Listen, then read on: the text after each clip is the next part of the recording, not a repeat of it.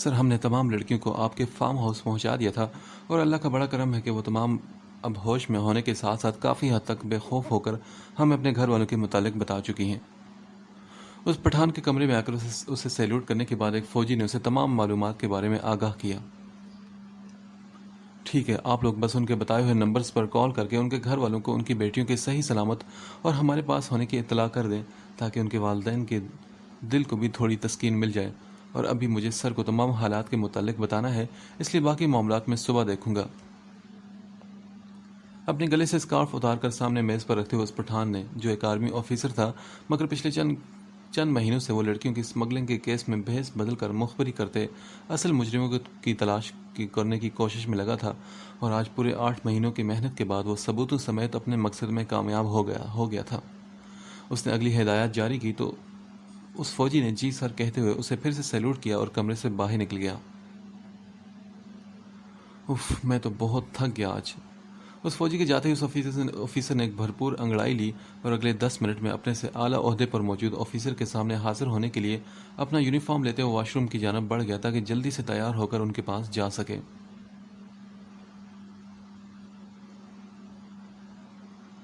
یہ ارحم کہاں ہے؟ صبح سے نظر نہیں آیا۔ ہاشم صاحب جو دوپہر سے آفس سے واپس آئے تھے، انہوں نے گھڑی پر رات کے 10 بجتے دیکھ کر آئمہ بیگم سے پوچھا۔ پتہ نہیں، مجھے بھی پہلے کبھی بتا کر گیا ہے کیا جو آج جاتا؟ اپنے موبائل سے نظریں ہٹاتے ہوئے آئمہ بیگم نے لاپرواہی سے جواب دیا۔ پتہ نہیں کیا کرتا پھرتا ہے لڑکا، کتنی بار کہا ہے کہ جہاں بھی جانا ہو کسی کو بتا کر جایا کرے۔ ان کے جواب پر پیشانی پر بل لیے ہاشم صاحب نے ارحم کو کال کرنے کے لیے سائڈ ٹیبل پر پڑا اپنا موبائل اٹھایا، جو ان کے نمبر ڈائل کرنے سے پہلے ہی بجنے لگا۔ اف، اب اس وقت کسی کو کیا مصیبت آن پڑ گئی ہے؟ اسکرین پر اپنے گارڈ کا نام چمکتا دیکھ کر ہاشم صاحب نے نہ چاہتے ہوئے بھی کال ریسیو کی۔ ہاں بولو، کیا مسئلہ ہے؟ کسی سلام دعا کے بغیر لہجے میں جھنجھلاہٹ لیے ہاشم صاحب نے دوسری جانب سوال کیا تو گارڈ نے وہ مختصر الفاظ میں انہیں جو خبر دی وہ ان کے ہوش اڑانے کے لیے کافی تھی۔ کس ہاسپٹل میں ہو تم؟ اور یہ سب ہوا کیسے؟ میں نے تم لوگوں سے بولا تھا نا کہ اس کے ساتھ رہنا۔ موبائل کان سے لگائی ہاشم صاحب ہکلاتے ہوئے لرزتے ہوئے ہاتھوں کے ساتھ سائڈ ٹیبل کا سہارا لینے لگے۔ کیا ہوا؟ کون ہے ہاسپٹل میں؟ ان کی حالت دیکھ کر آئمہ بیگم نے اپنا موبائل رکھتے ہوئے انہیں اس وقت سنبھالا جو کسی بھی وقت گرنے والے تھے۔ ہاشم کیا ہوا؟ بول کیوں نہیں رہے؟ کون ہے ہاسپٹل میں؟ ان کی خاموشی پر موبائل ان کے ہاتھ سے لیتے ہوئے آئمہ بیگم نے کان سے لگایا تو دوسری طرف سے کال کٹ چکی تھی۔ ہاشم بولیں پلیز، کیوں مجھے پریشان کر رہے ہیں؟ انہیں سہارا دے کر بیڈ پر بٹھاتے ہوئے آئمہ بیگم نے اپنے ملازم کو آواز دے کر پانی لانے کا کہا۔ ارحم، ہمارا بیٹا ارحم، مجھے ابھی ہاسپٹل جانا ہے، تم بس جلدی چلو۔ ان کی آواز پر ہوش میں آتے ہی چند الفاظ ہاشم صاحب کی زبان سے نکلے تو آئمہ بیگم کی زبان کے ساتھ ساتھ ان کے قدم بھی رکے۔ ارحم، کیا ہوا میرے بیٹے کو؟ ہاشم بتائے نا، وہ ٹھیک تو ہے نا؟ آنکھوں سے تواتر سے نکلتے آنسو پر بد حواس ہوتے ہوئے جلدی سے ہاشم صاحب کا گریبان تھام کر بولی۔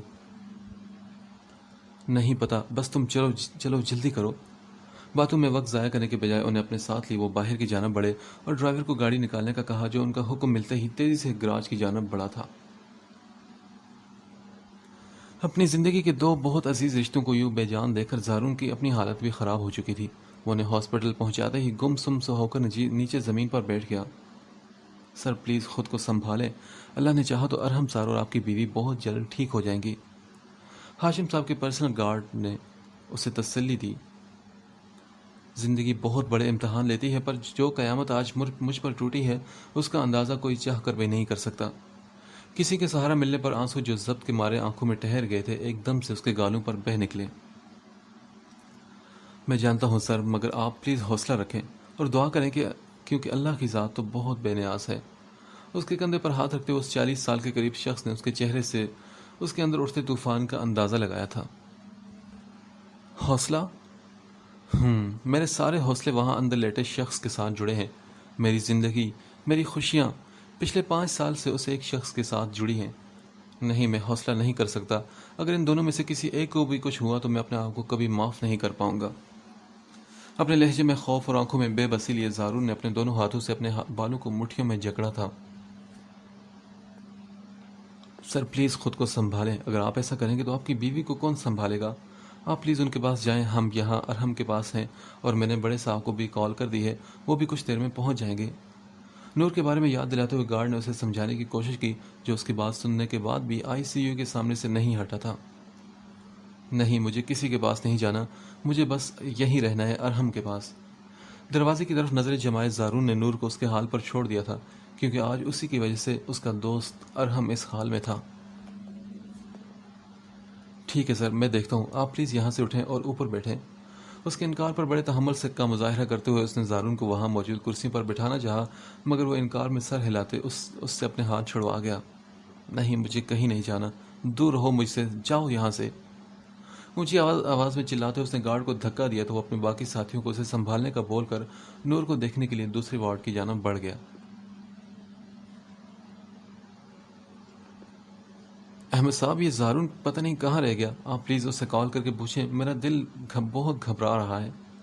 4 سے 5 بار باہر کا چکر لگانے کے بعد بھی جب زارون کے آنے کی کوئی امید نہ ہوئی تو عابدہ بیگم نے کمرے میں آ کر احمد صاحب سے کہا، جو ان کے بولنے سے پہلے ہی زارون کو 2-3 بار کال کر چکے تھے۔ ہاں عابدہ، میں نے بھی 2-3 بار کال کی ہے، پر وہ ریسیو نہیں کر رہا، ہو سکتا ہے کہ کہیں مصروف ہو۔ ان کو تسلی دینے کے ساتھ ساتھ احمد صاحب نے بھی اپنے دل کو مطمئن کیا۔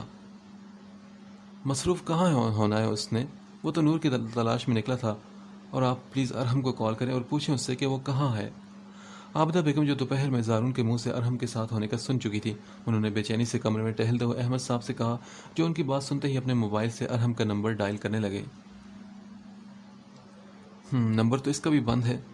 موبائل سے کان سے ہٹاتے انہوں نے پھر سے اسے ری ڈائل کیا۔ پتہ نہیں کیا کرتے پھرتے ہیں یہ لڑکے، ایک تو پہلے ہی نور کی اتنی پریشانی ہے، اوپر سے یہ دونوں بھی غائب ہیں۔ دوسری بار کال کرنے پر بھی مایوسی ہوئی تو احمد صاحب نے زارون کی غیر ذمہ داری پر غصے کا اظہار کیا۔ ہاں تو کیا کرے میرا بچہ، جب سے وہ لڑکی میرے بیٹے کی زندگی میں آئی ہے، ایک سیکنڈ کبھی سکون نہیں ملا اسے۔ پتہ نہیں کیسی منحوس ہے، پہلے اپنے باپ کو کھا گئی اور اب میرے بیٹے کے پیچھے پڑی ہے۔ ایک ہی سانس میں پریشانی اور غصے کے ملے جلے تاثرات لیے عابدہ بیگم نے ایک بار پھر سے نور کو قصوروار ٹھہرایا۔ میں آپ کو بتا رہی ہوں احمد کہ اگر میرے بیٹے کو اس لڑکی کی وجہ سے کچھ ہوا تو میں آپ کو کبھی بھی معاف نہیں کروں گی۔ احمد صاحب کی خاموشی پر انہوں نے دل میں اٹھنے والی بے چینی پر قابو پاتے اپنی بات مکمل کی۔ خاموش ہو جائیں عابدہ، پتہ نہیں کیا ہو جاتا ہے آپ کو ایک دم سے۔ ابھی کچھ دیر پہلے آپ نور کی فکر میں اس کی والدہ سے جھوٹ بول رہی تھی، اور اب اپنے بیٹے کی بات آئی تو آپ اسی نور کو قصوروار ٹھہرا رہی ہیں۔ ایک گہری سانس لیتے ہوئے احمد صاحب نے ان کے بدلتے رنگوں پر حیرت کا اظہار کرتے ہوئے کہا، تو میں کیا کروں احمد؟ میرا بیٹا کل سے بھوکا پیاسا اس کی فکر میں پاگل ہو رہا ہے، اور آپ جانتے ہیں، اور آپ چاہتے ہیں کہ میں اپنی زبان پر تالے لگا لوں، خاموش ہو جاؤں؟ ان کی بات سمجھنے کے بجائے عابدہ بیگم نے لہجے میں کڑواہٹ لیے ان کی بات کاٹی تھی۔ نہیں، آپ بولیں، آپ کا حق ہے، پر برائے مہربانی ایسے الفاظ اپنی زبان سے مت نکالیں جس پر بعد میں آپ کو اپنے آپ سے نظریں ملاتے ہوئے شرم محسوس ہو۔ اور ہاں، لوگ سچ کہتے ہیں کہ ساس کتنی بھی اچھی کیوں نہ ہو، پر وہ کبھی ماں نہیں بن سکتی، اور آپ نے کل سے اسی فضول باتیں کر کے اس کہاوت کو بھی پختگی دے دی ہے۔ اپنا موبائل اور گاڑی کی چابی لیے احمد صاحب نے ان کی سوچ پر افسوس کیا اور انہیں ان کے حال پر چھوڑ کر کمرے سے باہر نکلے تاکہ ارحم کی طرف جا کر زارون کے بارے میں پتہ کر سکیں۔ سر، بات سنیں، آپ کی بیوی کی حالت کافی خراب ہے، پلیز آپ ایک بار جا کر انہیں دیکھ لیں۔ لیڈیز وارڈ سے واپسی پر اس گارڈ نے چہرے پر پریشانی لیے زارون سے کہا، جو نظریں آئی سی یو کے دروازے پر ٹکائے گم سم سا بیٹھا تھا۔ سر پلیز ہمت کریں، آپ کی بیوی کو بھی آپ کی ضرورت ہے۔ اس کے کندھے پر ہاتھ رکھتے اس شخص نے اسے احساس دلایا، جو ایک انجان نظر اس کے چہرے پر ڈالتے ہوئے اپنی خاموشی برقرار رکھے وہیں کھڑا رہا۔ سر بات سنیں پلیز، ڈاکٹر نے کچھ پیپر سائن کروانے ہیں اور آپ کے ہوتے ہوئے میں یہ ذمہ داری پوری نہیں کر سکتا۔ دبے لفظوں میں اپنے اصرار کی وجہ بتاتے اس نے زارون کو سمجھانے کی کوشش کی، جو پھر سے ایک نظر آئی سی یو کے بند دروازے پر ڈالتے ہوئے انکار میں سر ہلا گیا۔ نہیں، مجھے کہیں نہیں جانا، اور جہاں بھی سائن کرنے ہیں آپ کر دیں، مجھے نہ تو اب اس کے زندہ رہنے سے کوئی فرق پڑے گا اور نہ ہی مرنے سے۔ اس کا ہاتھ اپنے کندھے سے ہٹاتے ہوئے زارون نے ارحم کی حالت کا ذمہ دار نور کو ٹھہراتے ہوئے سنگ دلی سے اپنا فیصلہ سنایا، اور ہاشم صاحب کے ساتھ آئمہ بیگم کو آتا دیکھ کر جلدی سے اٹھ کر ان کی جانب بڑھا، جو ارحم کو ابھی تک آئی سی یو میں دیکھ کر بالکل ہمت ہار چکے تھے۔ یہ اس پیشنٹ کے ساتھ کون ہے؟ نور کی حالت خون بہنے کی وجہ سے خراب ہو رہی تھی، تبھی ڈاکٹر نے اس کے گھر والوں کی طرف سے برتی جانے والی لاپرواہی پر تھوڑا غصہ دکھایا۔ جی ڈاکٹر، وہ ایک لڑکا انہیں یہاں چھوڑ کر چلا گیا تھا، مطلب مجھے وہ دوبارہ نظر نہیں آیا، البتہ ایک شخص ہے اور وہ بار بار آ کر اس لڑکی کا علاج شروع کرنے کا کہہ رہا ہے۔ ایک نظر اس بے سد پڑے وجود پر ڈالتے ہوئے نرس نے ڈاکٹر کو تفصیل بتائی۔ مطلب کیا اس کے ساتھ کوئی نہیں؟ اس کی بات سنتے ہی ڈاکٹر فائزہ کو اس لڑکی پر ترس آیا جو پچھلے آدھے گھنٹے سے ایسے ہی لاوارثوں کی طرح خون میں لت پت پڑی تھی۔ جی ڈاکٹر، یہ تو معلوم نہیں، پر شاید لاوارث ہی ہے جو ابھی تک کوئی بھی اس کے علاج کی فکر میں یہاں تک نہیں آیا۔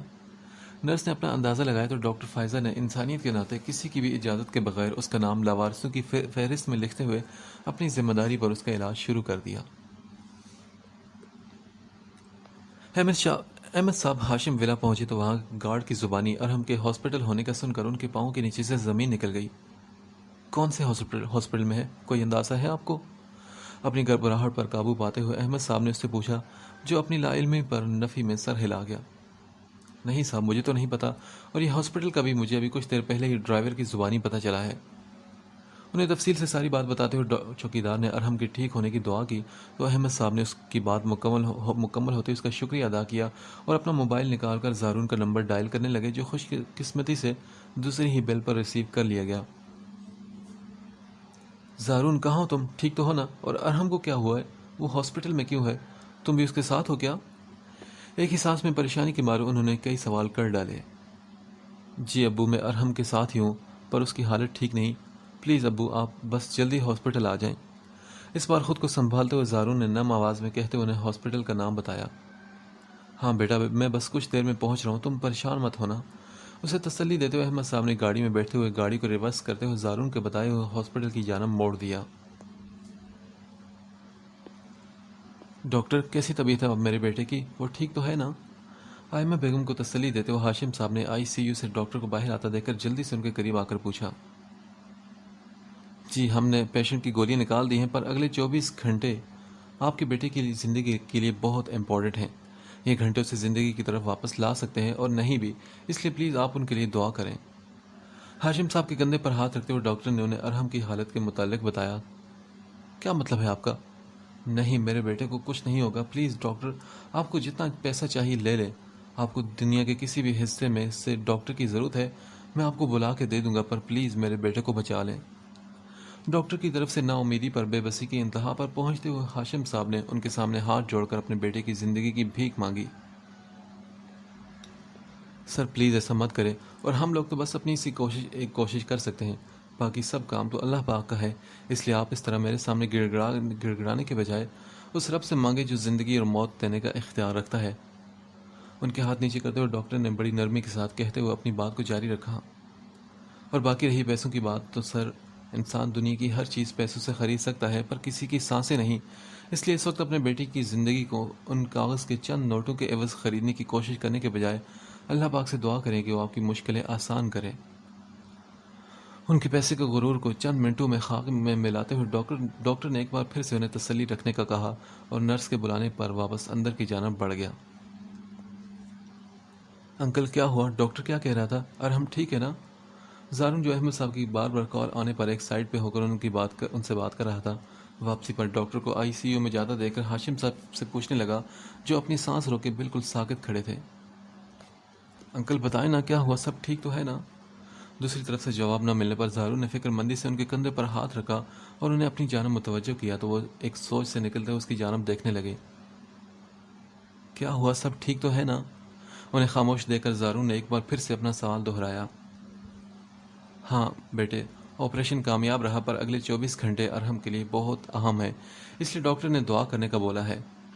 اپنے ضمیر کی ملامت پر زارون کی بات کا جواب دیتے ہوئے انہوں نے اپنی شکست محسوس کر کے شرمندگی سے سر جھکا لیا۔ انکل، کیا آپ ٹھیک ہیں؟ ان کے زرد پڑتے رنگ کو دیکھ کر زارون نے انہیں سہارا دے کر ساتھ لگی کرسیوں پر بٹھایا۔ ہاں میں ٹھیک ہوں بیٹا، تم بس ارحم کے پاس رہنا، میں ذرا نفل پڑھ کے آتا ہوں۔ اسے اپنی جانب سے تسلی دیتے ہوئے ہاشم صاحب نے اٹھ کر دوسرے کمرے کا رخ کیا، جہاں کچھ دیر پہلے ہی آئمہ بیگم بھی ارحم کی صحت کے لیے نوافل پڑھنے کی غرض سے چلی گئی تھی۔ اگلے 10 منٹوں میں احمد صاحب بھی ہاسپٹل پہنچے تو زارون نے انہیں آتے ہی ساری تفصیل سے آگاہ کیا۔ نور کہاں ہے زارون؟ اس کی طبیعت کیسی ہے؟ اور تم یہاں ہو تو اس کے پاس کون ہے؟ اس کی ساری بات سننے کے بعد احمد صاحب نے فکر مندی سے سوال کیا۔ وہ مجھے نہیں پتا ابو کہ وہ کہاں ہے۔ ان کے سوال پر نظریں چراتے ہوئے زارون نے لا علمی کا اظہار کیا تو احمد صاحب نے حیرت سے اس کے چہرے کی جانب دیکھا۔ کیا مطلب تمہیں نہیں پتا کہ وہ کس حال میں ہے؟ یہ کیسی بات ہوئی زارون؟ بتاؤ مجھے، کیا بات ہے؟ کیا چل رہا ہے تمہارے دماغ میں؟ اس کی اس قدر لاپرواہی پر ماتھے پر بل ڈالے احمد صاحب کو اس کے لہجے سے کسی غیر معمولی بات کا احساس ہوا تو وہ غصے سے بولے تھے، کچھ نہیں ابو، میرے دماغ میں کچھ نہیں چل رہا، بس میرا دل نہیں کیا اس لیے نہیں گیا اس کے پاس۔ احمد صاحب کی جانب سے سختی پر زارون نے نظریں ملائے بغیر انہیں بتایا، بہت ہی افسوس کی بات ہے زارون، مجھے تم سے بالکل بھی ایسی بے حسی کی امید نہیں تھی۔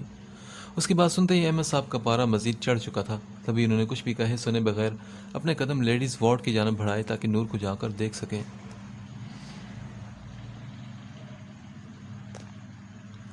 لیڈیز وارڈ میں آتے ہی احمد صاحب نے ہاشم صاحب کے گارڈ پر نظر پڑتے ہی پوچھا، نور، میرا مطلب زارون کی بیوی کہاں ہے؟ کیا آپ کو کچھ معلوم ہے؟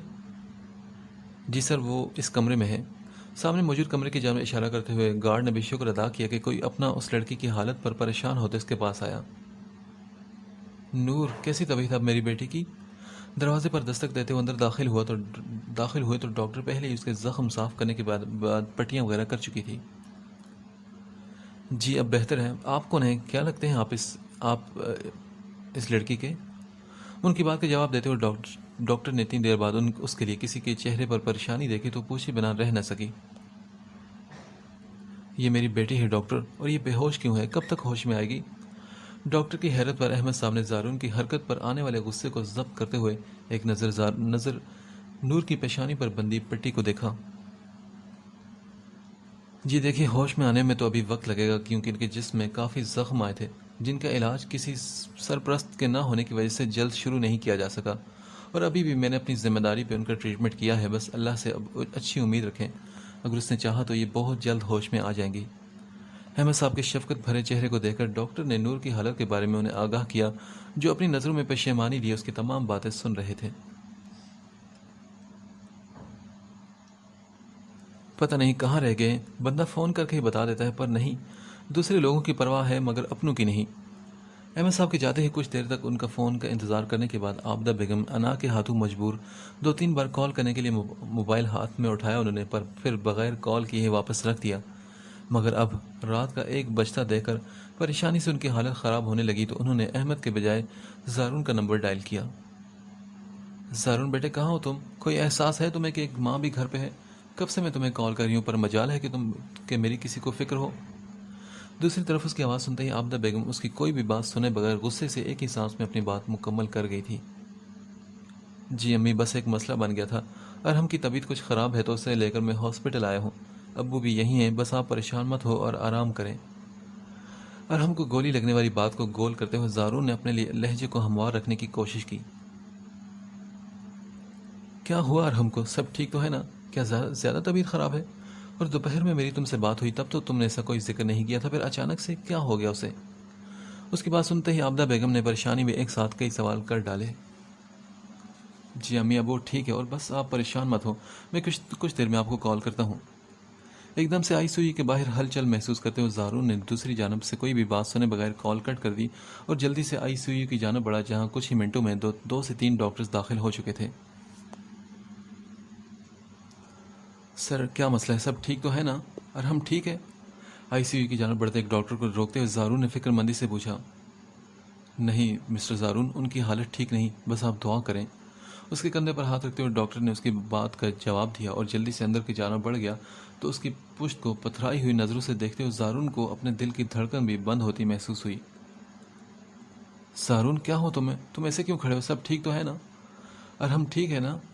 اسے گمسم سا دیکھ کر ہاشم صاحب نے نماز والے کمرے سے نکلتے اس کے قریب آ کر لہجے میں بے چینی لیے سوال کیا تو ایما بیگم بھی ان دونوں کو ساتھ دے کر قریب آئی۔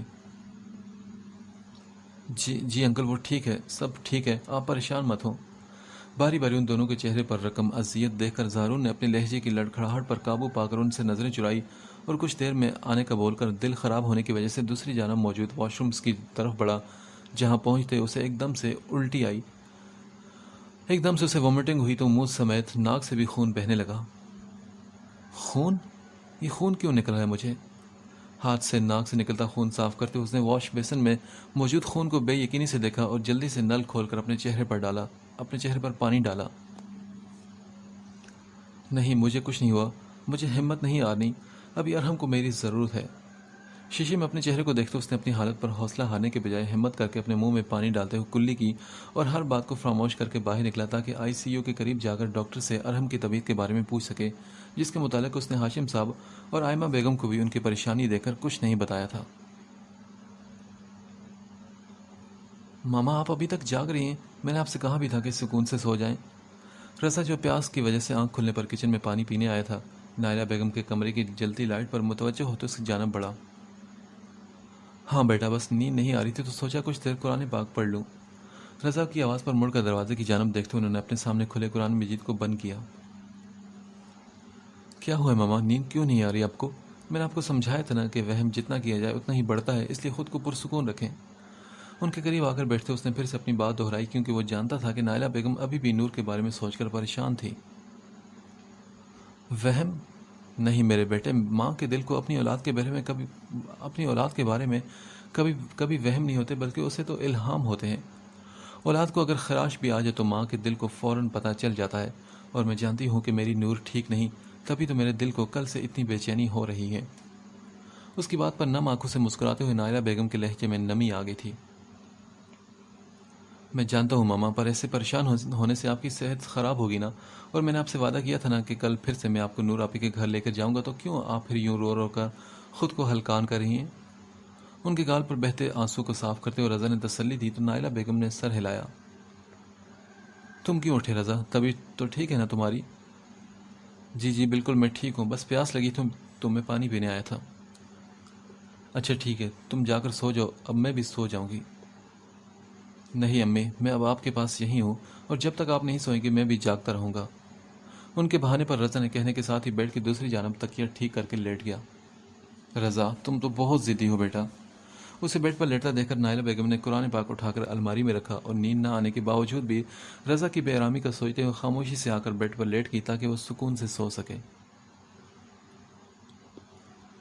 اگلی صبح 4 بجے کے قریب نور نے تھوڑا ہوش سنبھالا تو احمد صاحب، جو تب سے اس کے پاس تھے، جلدی سے کرسی سے اٹھ کر بیڈ کے قریب آئے۔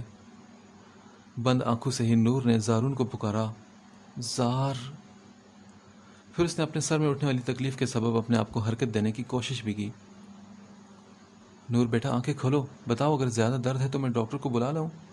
اس کے سر پر نرمی سے ہاتھ رکھتے ہوئے احمد صاحب نے اس کی زبان سے زارون کا نام سنتے ہی اپنے اندر اٹھنے والے طوفان کو دبایا، مگر ایک بار پھر نور نے اسے پکارا، زار۔ اس کا نام پکارتے وہ خاموش ہوئی تو احمد صاحب نے اس کے پرسکون ہوتے ہوئے زارون کو اس بات کے لیے کبھی نہ معاف کرنے کا ارادہ کر کے کمرے سے نکلے تاکہ ڈاکٹر کو اس کی نیم بے ہوشی کی حالت کا بتا کر ایک بار چیک کرنے کا بول سکیں۔ دوسری طرف پورے 5 گھنٹے بعد ڈاکٹر نے ارحم کی جانب سے تسلی ظاہر کی تو زارون کے ساتھ ساتھ آئمہ بیگم اور ہاشم صاحب کی جان میں بھی جان آئی۔ شکر ہے اللہ کا، میں بس شکرانے کے نفل پڑھ لوں۔ ڈاکٹر کے بتاتے ہی آئمہ بیگم نے ہاتھ اٹھاتے شکر ادا کیا اور پھر نماز پڑھنے کے لیے نکل گئی تو ہاشم صاحب نے بھی اللہ کا شکر ادا کیا، جس نے اتنے سالوں کی غفلت کے باوجود بھی ان کی دعائیں رد نہیں کی تھی۔ پھر انہوں نے اپنے والیٹ میں سے کچھ پیسے نکال کر وہاں موجود گارڈ کو پکڑاتے ہوئے کہا، یہ پیسے لو اور غریبوں میں بانٹ دو۔ زارون بیٹے، مجھے تمہاری طبیعت بھی کچھ ٹھیک نہیں لگ رہی، تم چاہو تو گھر چل کر آرام کر لو، کیونکہ ارحم تو اب ٹھیک ہے۔ اس کے قریب کرسی پر بیٹھے ہوئے ہاشم صاحب نے اس کی سرخ آنکھوں اور سفید پڑتے رنگ کو دیکھتے ہوئے شفقت سے کہا، نہیں انکل، میں بالکل ٹھیک ہوں، اور جب تک ارحم مکمل طور پر ٹھیک نہیں ہو جاتا میں یہاں سے کہیں نہیں جاؤں گا۔ اپنے پیٹ میں ہونے والے درد کی شدت کو برداشت کرتے ہوئے اس نے ان کے اصرار پر انکار کرتے ہوئے اپنا فیصلہ سنایا۔ اچھا ٹھیک ہے، پھر میں جوس منگواتا ہوں، وہ پی لینا، پتہ نہیں کیوں مجھے تم ٹھیک نہیں لگ رہے۔ اس کے چہرے کی زردی دیکھ کر ہاشم صاحب نے فکر مندی کا اظہار کیا تو زارون نے انہیں اپنے ٹھیک ہونے کی تسلی دی اور انہیں کچھ دیر میں آنے کا کہہ کر اٹھ کر لیڈیز وارڈ کی جانب بڑھا تاکہ نور کو دیکھ سکے، جسے وہ ارحم کی وجہ سے بدگمانی کا شکار ہوتے بالکل اکیلا چھوڑ چکا تھا۔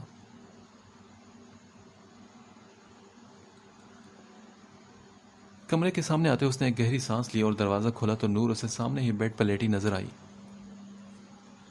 اسے کمرے میں اکیلا دیکھ کر زارون کو حیرت ہوئی کہ ابو کہاں گئے، پر اس دل میں اس نے شکر ادا کیا کہ احمد صاحب وہاں نہیں، ورنہ جتنا ان کو غصہ تھا ہو سکتا تھا کہ اسے نور کو ایک نظر تک دیکھنے بھی نہ دیتے۔